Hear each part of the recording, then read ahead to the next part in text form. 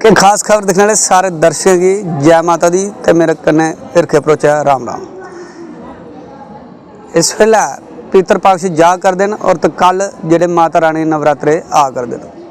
इन्हें सारे गले की लिए किस चाली पूजा अर्चना की जा कि पितर पक्ष की समाप्ति उपर कि पितरें की बधाया जा सारी गलबात करने ताईं साडे विच पंडित सुभाष शर्मा और इनके नाल गलबात करगे तो पूरी जानकारी तो हम विधिपूर्वक देंगे। पंडित जी सब तो पहले जय माता दी, जय श्री राम। जय माता जी, सारे जी राम राम। पंडित जी पितर पक्ष अज जा कर देन खत्म हुआ कर देना, ਇਹਦਾ के पूरा सिस्टम होंदा कि उन पितरें की वरदाना किस चाली वरदाना चाहिए, किस चाली जेड़ा ये सारा सिस्टम होंदा कि कुछ जेड़ी समग्री लगती है या के चीज़ होंदी सारी?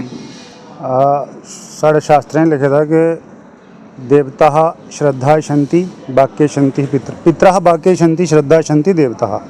तो देवताओं की कोई पूजा करनी हो तो हमारी श्रद्धा पूरी होनी चाहिए, विश्वास होना चाहिए देवता के ऊपर जिसकी पूजा कर रहे हैं। और अपने बुजुर्गों का पितरों का पूजन करना हो तो वाक्य कहते हैं, जो हम संकल्प पढ़ रहे हैं वो संकल्प जो है हमारा सही होना चाहिए। जिस तिथि में जिस पितर का देहांत हुआ है तो उनकी तिथि में हम लोग श्राद्ध करते हैं। 17 सितंबर से ये शुरू हुए थे तो आज 2 अक्टूबर को ये समाप्त होंगे। तो आज पितर अमावस्या जो है सर्व पितर श्राद्ध आज किया जाता है। आज काफ़ी लोगों ने यहाँ दरिया पर जहाँ आप लोग बैठे हैं, जहाँ सुबह से लेकर दोपहर तक तर्पण वाले लोग, पिंडदान करने वाले काफ़ी लोग जहाँ आए थे और उन्होंने सभी ने यहाँ करके पिंडदान किया, अपने पितरों के निमित्त जो है वो तर्पण भी किया है। तो अब बात आती है पितर विसर्जन की। तो विसर्जन के लिए मैं आपको बता दूं कि पितरों का आह्वान जिनके घर में जिन्होंने पिंडदान किया है, चाहे किसी भी तिथि में किया 15 दिन में, तो उनको फिर जो होता है कि भाई अब पितरों को विदाई भी करनी है हमने।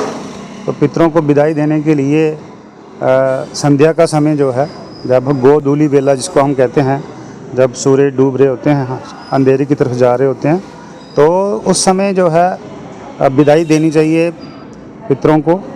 और उसके साथ साथ ही शास्त्रों में कहा है कि उनके निमित्त जो है दान पुण्य भी आप कर सकते हैं। जैसे कपड़े का दान, या तो 6 ब्राह्मणों का पूजन हो या 3 ब्राह्मणों का पूजन करके फिर पितरों की आरती करनी चाहिए।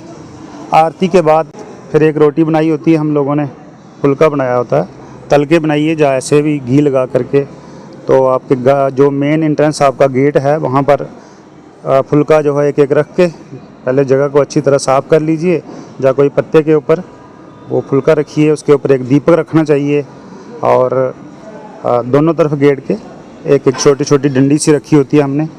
तो इसी तरह से एक गड़बे में जल डाल करके, तिल डाल करके, थोड़ा सा 2 बूंद दूध भी डाल सकते हैं और वो दीपक जला करके सभी पितरों से पहले प्रार्थना करें कि हे पितृदेवता, हमने जो आपके निमित्त जो भी इन 15 दिनों में जो किया है वो हमारा किया हुआ सार्थक हो। आप हमें आशीर्वाद दे करके जाएं कि हमारे घर में उन्नति हो और हमारे आने वाली जो संतानें हैं वो अच्छी हों, आज्ञाकारी हों और हम उन्नति की ओर जाएं। ऐसा आशीर्वाद पितरों से मांगते हुए उनको विदाई देनी चाहिए कि पितृदेवता, मैं आपको आज के दिन विदाई देता हूँ और दोबारा कभी हमें ऐसा मौका मिला तो हम दोबारा आपको जो है याद करेंगे। तो आज जो है दिन बहुत ही अच्छा संध्या, आज की संध्या में दोनों तरफ मैं बता रहा था कि रोटियां बना करके घर के मेन एंट्रेंस में जो गेट है हमारा वहाँ रख के दीपक जला करके एक एक डंडी रख लें लकड़ी की, और पानी का एक गड़बा ले करके पानी की धारा लगा दें, उसमें तिल और थोड़ी दूध भी डाल सकते हैं आप। तो लगभग वो समय अभी शुरू होने वाला है। तो इस समय इस तरह से, इस तरीके से अगर आप करते हैं तो निसंदेह हमारे पितर जो हैं हमें प्रसन्न होते हैं। तो आगे बात आपने कहा कि नवरात्रे कल से शुरू हो रहे हैं। तो नवरात्रे बहुत ही हमारे 4 बार नवरात्रे आते हैं साल में। तो शारदीय नवरात्रे आते हैं, फिर आश्विन नवरात्रे आते हैं। जो इस समय जो शारदीय नवरात्रे आ रहे हैं इसमें बहुत महत्व माँ की पूजा का है। 9 देवियों का जो रूप है वो एक एक नवरात्रे में हम लोग अलग अलग पूजा करते हैं। तो आपने देखा हमारे शहर में भी आजकल मिट्टी की मूर्तियां लगा करके उनका भी बहुत भव्य पूजन जहां किया जाता है और बाहर के लोग भी करते हैं। तो कल जो है, कल का जो मुहूर्त है, जो लोग खेती लगाते हैं, कलश स्थापित करते हैं, सुबह से ही ठीक है सब कुछ, कोई बद्रा इत्यादि नहीं है, मुहूर्त अच्छा है। शाम को 3 बजे तक सभी लोग जो है कभी भी अभिजीत मुहूर्त जो है दिन में यानी 11:30 से लेकर 1 बजे तक अभिजीत मुहूर्त में भी कर सकते हैं। लगभग अभिजीत मुहूर्त जो है 12 बजे से 1 बजे तक रहता है, उसके बीच में भी आप खास मुहूर्त है वो। ऐसे पूरा दिन जो है कभी भी सुबह से लेकर 3 बजे तक आप लोग कलश स्थापित कर सकते हैं और आप खेती जो है वो लगा सकते हैं। खेती लगाने के लिए इसमें कौन कौन सी जो है सामग्री इस्तेमाल की जा सकती है? जैसे स्थापना के तौर पर जैसे आपने कहा कि कलश स्थापना होती है, उसके बाद माता जी का साक्षात वहाँ पे वास हो जाए और माता जी खुद कैसे आशीर्वाद दे, किस कौन सी औषधि या कौन सी जो है सामग्री से जो माता रानी को ज़्यादा प्रसन्नता मिलती है? मैंने आपसे पहले ही कहा कि देवताओं की पूजा के लिए श्रद्धा की बड़ी आवश्यकता होती है। हमें श्रद्धा और विश्वास हमारा अगर पक्का है तो निसंदेह देवता वहाँ पर वास करते हैं। अगर हमारी श्रद्धा है तो देवताओं के लिए श्रद्धा बड़ी ज़रूरी है। माँ का आशीर्वाद पाने के लिए कलश में जो है अगर किसी को मंत्र नहीं आते हैं तो माँ का कोई भी मंत्र आता है आपको, ऐं ह्रीं क्लीं चामुंडाय बिचे, या जो भी मंत्र आपको, जो भी माता जी का मंत्र आता है, जय माता दी हाँ जो आता है आपको, तो उसी से एक बीच में एक सिक्का डालें, फिर थोड़ा सोना धो करके डाल दें। सोने का अगर कोई आपके पास पंचरत्नी है वो डाल दें कलश में, कलश भर के। साफ कलश होना चाहिए मिट्टी का। मिट्टी के कलश में जो है 9 दिन पानी अच्छा रहता है, साफ़ रहता है। कुछ लोग बहुत सारे धातु के कलशों में लगा देते हैं तो कुछ दिनों में पानी ख़राब हो जाता है। तो मगर मिट्टी के कलश में आप रखेंगे 20 दिन भी रखेंगे तो पानी ख़राब नहीं होगा। साथ में आपको जो आप कलश लगाएंगे नीचे जो उसके बीज लगाए होंगे उसको पानी देने की भी आवश्यकता आपको नहीं होगी। तो कलश भर लें, कलश भर करके रखें और उसमें थोड़ा गंगा जल डालें। आप पंचरत्नी सुनार की दुकान से ले आएँ वो एक डाल दें और एक सिक्का डाल दें बीच में, कॉइन जो है, और दुर्भा घास होता है एक पड़ी वो डाल दें।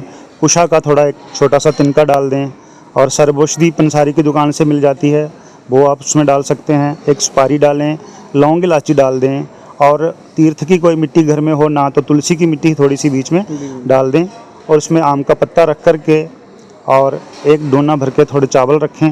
उसके बाद चुन्नी लपेट करके एक नारियल को तो नारियल रखें और फिर आप उसको धूप दीप इत्यादि तिलक लगा दें और आरती कर दें उस कलश की।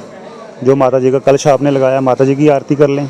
तो इसी विधि से जो लगाएगा निसंदेह उनको माता रानी की कृपा प्राप्त होगी। और जिनको नहीं, जो लोग नहीं जानते हैं कुछ भी, तो श्रद्धा पूरा विश्वास रखें। जिस विधि से भी आप लगाएंगे अगर आपके अंदर श्रद्धा है तो भगवती आपके ऊपर कृपा करेगी। ऐसी बात। इस बार नवरात्रे कितने आ रहे हैं? कई बार 8 नवरात्रे होते हैं, कई बार 9 नवरात्रे होते हैं। इस बार भी नवरात्रे पूरे ही आ रहे हैं, पूरे नवरात्रे हैं। कांचन पूजन कौन सी तिथि में होगा? कन्या पूजन अष्टमी में भी आप कर सकते हैं और नवमी में भी कर सकते हैं। बाकी कुछ लोग जो हैं व्रत का उद्यापन करते हैं तो उनके लिए अष्टमी भी कर सकते हैं, अष्टमी भी पूज सकते हैं और नवमी को भी वो उद्यापन कर सकते हैं। तो नवमी को करना ज़्यादा अच्छा रहता है। नवमी के दिन माता जी की 3 तिथियां हैं महीने की, अष्टमी, नवमी और चतुर्दशी। तो चतुर्दशी के दिन अगर कोई माता रानी का कुछ करना हो तो वो भी एक अच्छी तिथि है। मगर नवरात्रों में अष्टमी और नवमी जो है वो ही एक खास माता रानी की तिथियां हैं। तो माता रानी का प्रादुर्भाव हुआ था अष्टमी को, तो नवमी के दिन हम पारण करते हैं नवरात्रों का। कन्या पूजन करके एक कन्या को कपड़े लगवा करके थाली, कोली, गिलास और भी जो वस्तुएं कन्या पूजन में लगती हैं, हलवा इत्यादि करके, तो माँ दुर्गा का स्वरूप मान करके उनकी पूजा करके और 9 कन्याओं का पूजन हम लोग करते हैं। तो इस विधि से अगर आप करेंगे तो माँ रानी की कृपा आपके पर बनी रहेगी, ऐसी बात नहीं है। पंडित जी, आपने श्रद्धा की बात की। श्रद्धा तो सुमन से ऊपर तो कोई नहीं होता, लेकिन कुछ लोग विशेष पूजा की भी रखते हैं कि हमने विशेष पूजा करनी है। विशेष पूजा में क्या क्या आता है? विशेष पूजा में माता रानी का पाठ है, संस्कृत में है। अगर कोई संस्कृत नहीं कर पाता तो आज बाज़ार में एक चमन, हिंदी में चमन स्तुति भी है दोहे के रूप में। दूसरा माता रानी का जो हिंदी में अनुवाद है, और किसी को अगर वो भी नहीं आता तो हिंदी अनुवाद ही वो पढ़ सकता है। अगर वो ही नहीं कर सकता तो माता रानी के एक छोटा सा मंत्र कोई ले लें, उनका जाप करें जितना ज़्यादा हो सके 9 दिन। और अगर कोई व्रत करता है, व्रती को चाहिए ज़मीन पे सोए, अपने नाखून, बाल इत्यादि और वो ना काटे और शेव ना करे और लहसुन, प्याज इत्यादि का ब्रह्मचर्य का पालन करते हुए माता रानी का जाप करता रहे 9 दिन के लिए। और खाने के लिए फलाहार का इस्तेमाल करें।